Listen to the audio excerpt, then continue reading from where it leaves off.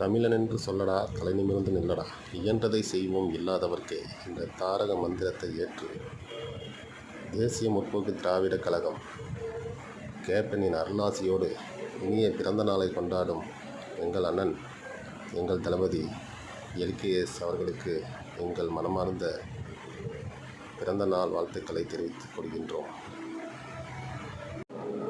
தமிழகத்தின் நாளை சரித்திரம் காண வருங்கால MLA, வருங்கால MP அவர்களை வாழ்த்தி வணங்குகிறோம்.